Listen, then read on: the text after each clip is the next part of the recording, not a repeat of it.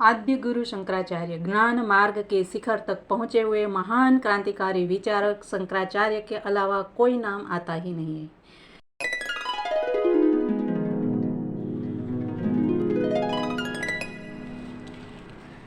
नमस्कार मेरे सनातनी मित्रों, कैसे हैं आप सभी सनातनी बंधुओं को शुभ और मंगलमय जीवन की शुभकामनाओं के साथ आज हम फिर से आ गए हैं आपसे बातें करने। मित्रों, कल का वीडियो आपने देखा होगा, मैं ऐसी आशा करती हूँ, तो उसी को हम कंटिन्यूस करते हैं। और शायद आप में से बहुत लोग ऐसा सोचते होंगे कि यह सब क्या है और हम ये सब कैसे पढ़ेंगे, कब पढ़ेंगे।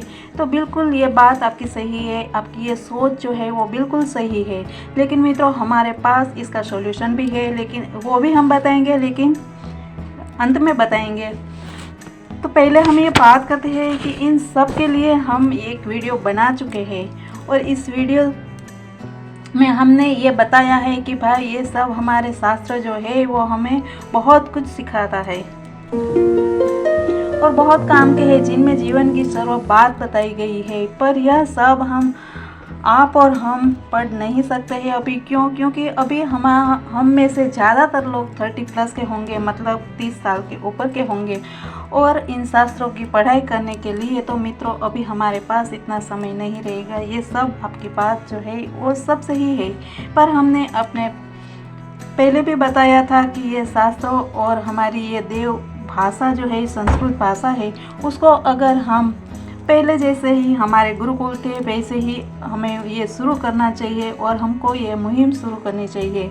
क्योंकि बच्चों को अगर हम बचपन से ही हमारे शास्त्र का नॉलेज देते हैं, हमारे शास्त्र का ज्ञान देते हैं, पढ़ाते हैं, तो ये बच्चे जो है वो बहुत जल्दी ही ये पढ़ पाते हैं। क्योंकि उसका अभी बचपन में याददाश्त जो है वो बहुत ही पावरफुल होती है, तो वो और उसमें इतना सामर्थ्य भी होता है, तो वो जल्दी से ये सब सीख पाते हैं। तो अभी हम यही एक उम्मीद रखते हैं कि अभी अंग्रेज ने दी हुई वो पोयम की जगह अगर संस्कृत के श्लोक हम बचपन से ही उनको सिखाए, तो हम आगे जाके हमारी जो आने वाली पीढ़ी है वो एक अच्छा और सामर्थ्यवान, समर्थ, सुदृढ़ समाज का निर्माण कर पाएंगे।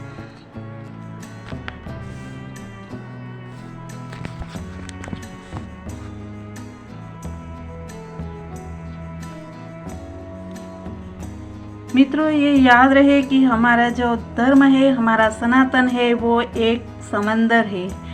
इसमें हम जितनी डुबकी लगाएंगे उतने हर बार हमको उसमें से अमूल्य मोती, हीरे मोती जवाहरात और खजाना मिलेगा।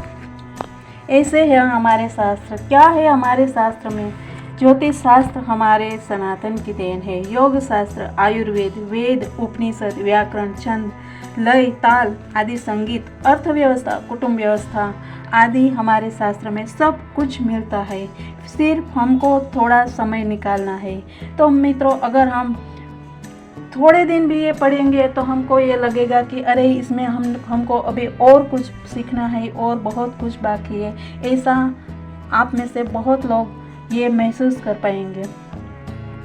पर हमने बताया था कि इसका शॉर्टकट जो है वो ये है कि हमारे महापुरुषों, हमारे संतों, हमारे विद्वानों, जिन्होंने अपना पूरा जीवन इन अध्ययन, पठन, मनन, चिंतन में व्यतीत किया है और हमको एक सही रास्ता दिखाया है, या यूँ कहो उन्होंने उनका जीवन का पूरा निचोड़ जो है वो उन्होंने हमारे सामने रख दिया है, जिनको पढ़कर हम अपने जीवन में प्रकाश डाल सकते हैं। और मैं अपनी बात कहूँ तो मुझे ऐसे ही विद्वानों के, संतों के जो जीवन चरित्र है वो ज़्यादा आकर्षित करते हैं और इसी में से, उसी कड़ी में से मैं उनके जीवन का परिचय आज मैं देने वाली हूँ। तो आइए जानते हैं।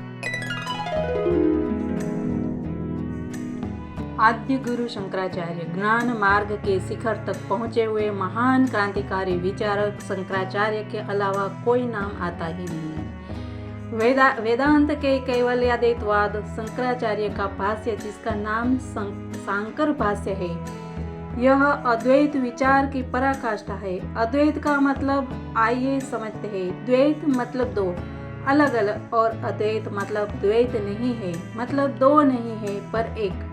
अद्वैत मतलब एक। इसको और आसान भाषा में समझते हैं जीव शिव, आत्मा परमात्मा, अंश अंशी, सब एक। मतलब परम पिता परमात्मा का ही हम अंश है और वापस उसी में हम मिलके एक होने वाले हैं।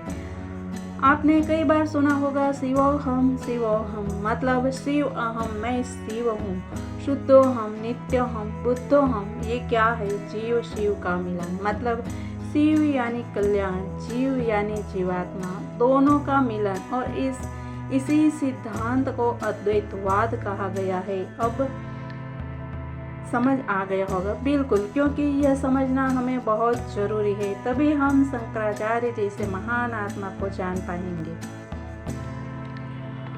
ब्रह्म सत्यम जगत मिथ्या, जीवो ब्रह्मैव नापरः, यह शंकराचार्य की सिंह गर्जना कहलाती थी।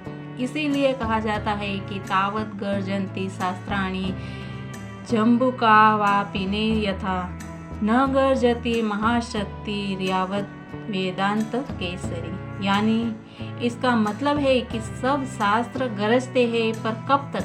जब तक वेदांत केसरी गरजते नहीं है तब तक। श्रीमद् शंकराचार्य का वेदांत की गर्जना आते ही सबकी आवाज बंद हो जाती है। शंकराचार्य जी महान क्रांतिकारी थे।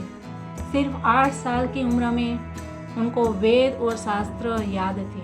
शंकराचार्य जी को मालूम था कि उनकी आयु बहुत कम है और मनुष्य जीवन संस्कृति के लिए और धर्म के लिए है। यह सोचकर अपने ज्ञान और समझ को संसार के सामने रखने के लिए उन्होंने संन्यास लेने की इच्छा जाहिर की।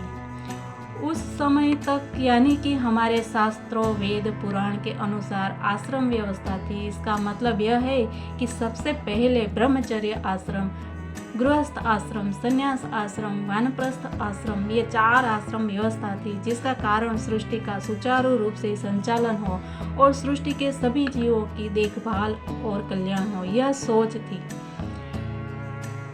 इसके बावजूद शंकराचार्य का यह निर्णय उस समय समाज में बहुत चर्चा का विषय बन गया और बहुत लोग इनके विरोध में खड़े हो गए।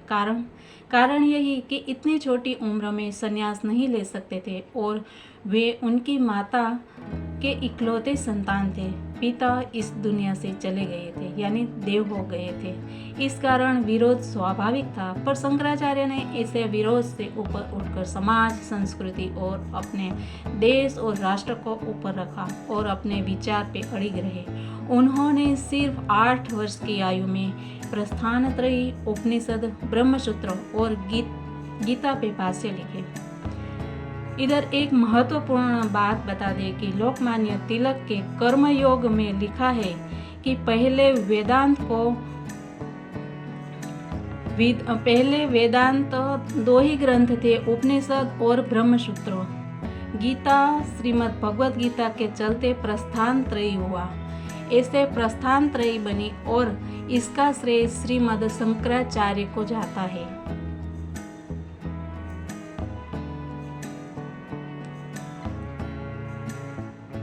अध्यात्म में प्रवेश के लिए, समझ के लिए यह तीनों का अध्ययन बहुत जरूरी है। इसके बिना कोई अध्यात्म की बात करते हैं तो उसको समझना और समझाना मुश्किल हो जाता है। इसीलिए अभी हमारे समाज में आधी समझ वाले लोग चमत्कार, टोटका आदि की चुंगाल में फंसते हैं और दूसरों को भी फंसाते हैं। शंकराचार्य की 16 साल की उम्र थी और वे समाधि के लिए तैयार थे कि उसी समय चिरंजीव वेद व्यास उनके पास पहुंचे और उन्होंने कहा कि शंकर, तेरा भाष्य पढ़कर मैं प्रसन्न हुआ हूँ और मैं तुझे इस तरह से इस दुनिया से जाने नहीं दूंगा।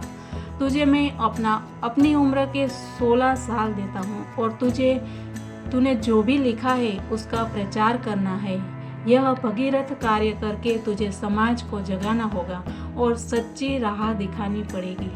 इसके लिए तुझे विद्वानों के साथ वाद विवाद यानी बहस भी करनी पड़ सकती है और समाज के लोगों को बहुत ही सरल भाषा में समझाना होगा। यह सुनकर शंकराचार्य ने नमन करके स्वीकार किया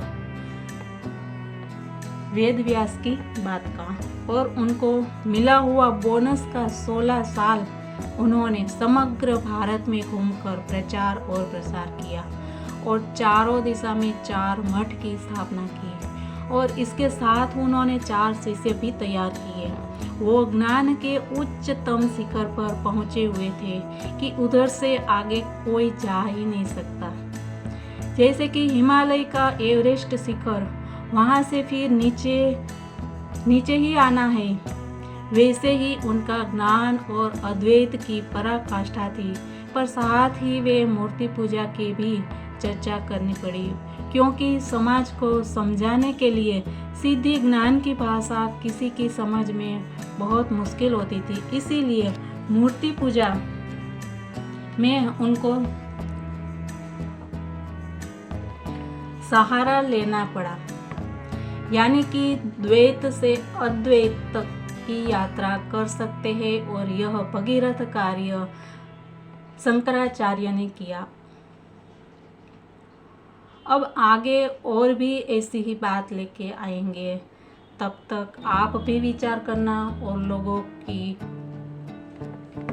लोगों को इस बारे में बताना, ताकि हमारा समाज सशक्त बने और हम अपने जीवन को सार्थक करें। मित्रों, जीवन में कुछ अच्छे कार्य करके ही इस जीवन को समाप्त करेंगे, यह विचार सबको आना चाहिए। तो आओ यह शुभ संकल्प के साथ फिर मिलेंगे नई चर्चा में। धन्यवाद। जय हिंद। वंदे मातरम। भारत माता की जय।